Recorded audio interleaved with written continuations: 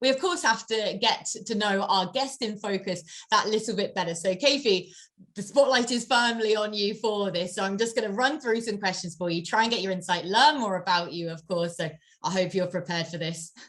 I'll do my best. Yeah.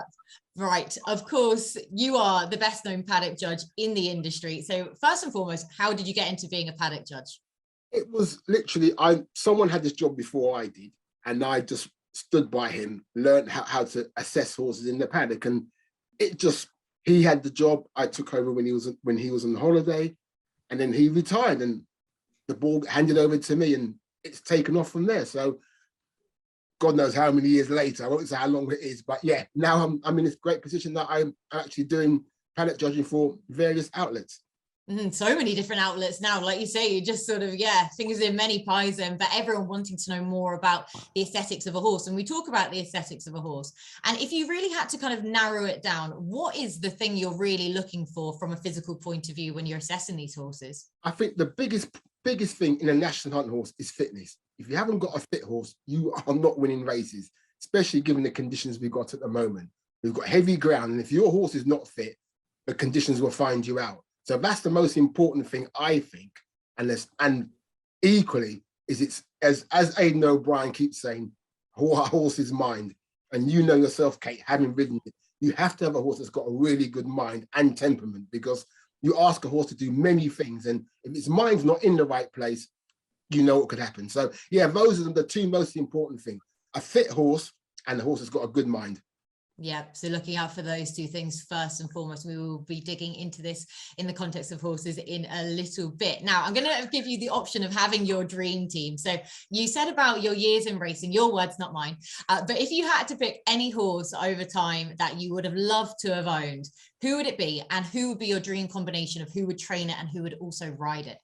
Well, the best flat horse I've ever seen was Dancing Brave. I think he was the best horse I've ever seen. I mean, he just had everything. He had speed, stamina, and he was a good looking horse as well. I mean, he was, let's say, the best flat horse I've ever seen. Training wise, I'd probably have to say Sir Michael Stout, because we're good friends. So if I wouldn't desert him, so I'll probably stick with him.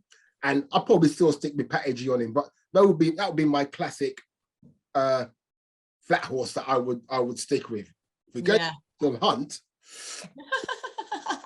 No, that is a wonderful combination anyway. I don't think many people are going to be able to surpass that combination.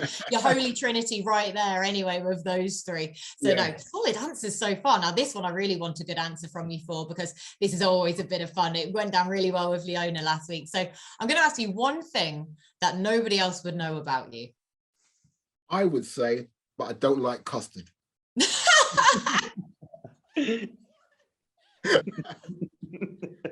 That's the best answer I could have hoped for ever. The taste of it, the texture, previously I was a pastry chef, and when you're a pastry chef, the first thing you learn to do is make custard tarts, and I hated it. I hate the smell of it. I hate the look of it, and I just hate doing it. And I mean, I think it stems back when I went to school. Because when I went to school, our custards were either pink, chocolate, or yellow. Yeah. And I think that's why I just detest the stuff, and I just don't like it at all. So here's one custard, not for me. That is a good one. I love that you went with the custard thing and not the fact that you were a pastry chef back in the day. It's something people wouldn't know about you, because that was 2 in 1, basically, that answer. I had no idea about that. So this has been very enlightening all in all. Right, note to self, don't go near Ken with any custard creams or custard in anything when he's at the races. Basically, we'll run a mile now. Right, now the spotlight is back on you, but for a horsey perspective now, all the same. So this is sort of paddock assessments from the season so far. So who is your best looking novice chaser of the season so far? The best one I've seen, lucky enough I was in Ireland in November, and I went to see the Dringmore, and I think I liked the horse last year, but now he's gone over fences. It's got to be Mighty Potter. He has developed into a really proper looking horse. He's got the physique, he's got the ability, but he still isn't there yet for me. I mean, I've seen him go over fences at Down Royal where he won, but at Fairy House, his jumping still isn't spot on, but he's got a mighty engine. I mean, once he got himself going, I think around the second last, and he really kicked into gear. I think he's a really good horse. But once he gets the whole thing together, you'll see what he's made of. But I think he's a very good horse going forward. Oh, I like that a lot. Then, like I say, when all the pieces of a puzzle all fall into place, and Mighty Foster is definitely the horse to watch out for. Best looking novice hurdler you've seen this season? That's difficult. I've seen two, and I've got to choose one. You do. That's the thing. I mean, I'm gonna go for one left field. I mean, I like a horse called Goodland. He won his maiden hurdle at Leopardstown at Christmas, and I was there, and the whole field overall was very strong. Nice horses in that race, but I love the way he went about his business. He went out in front, and he's trained by Barry Connell, and he jumped economically. And what I liked was when the jockey shook the reins coming into the straight, he quickened without being asked too many questions. I thought he won quite tidily, beating a horse called Tagman, who's quite a nice type as well. So I think the race was deep, but I'm going to go for a left field one in Goodland. Oh, I like that. Very left field. Just out of interest, who was the other one you were thinking? Lossymouth. Oh, okay. That's all right. I mean, I saw her and I just said, there's nothing going to beat her. Give her £7. I mean, she's just a colt. She looks like a colt. She's just as a juvenile, but yeah, she was the obvious one. But I'll go left field. I'll go for Goodland. When in doubt, always go left field. But that's going to be interesting then that you think that highly of Lossymouth all the same anyway, especially from what we're going to talk about with potentially one of her rivals for the Triumph later on. Best looking open company hurdler so far this season.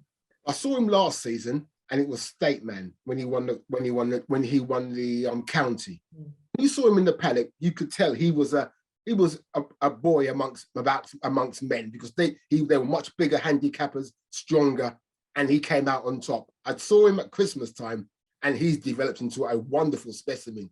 Physically, he's strong, he's powerful. I mean, I'm not saying he could beat Constitution Hill, but physically, he's the best looking horse open handicap hurdler I've seen this year. Right, we might just have a challenger. Yeah, I mean, he beat 3 Grade 1 winners that day, so the form looks pretty strong, and I like the way he went about it. He travelled nicely, he jumped. Okay, there was a hurdle missing in the home straight, but I think he's got the full package for me. So I'm not saying he can beat Constitution Hill, but I think he can give him a race. Yeah, more to come from him. That's all we want at this stage, to be honest with you. It's just something to actually turn up and give Constitution Hill a race at least anyway. So like that. And finally, best looking open company chaser this season. Protectorate. I was really impressed with him at Haydock.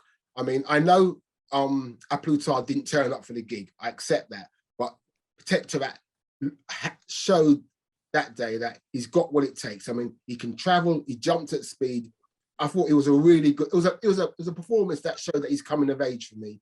And interestingly, I think he runs in a couple of weeks' time, see how he gets on. But yeah, Protectorate's the one that has impressed me so far this season. Oh, yes. And that Union, the tiny little Union Jack, we're still waving it. We're still holding on to something to Protectorate. Again, though, I like that a lot, that he was the standout open company chaser to look for. So thank you so much, Ken. The spotlight is sort of off of you then for now, but thank you so much for indulging us then with all of those questions and some cracking answers to boot as well.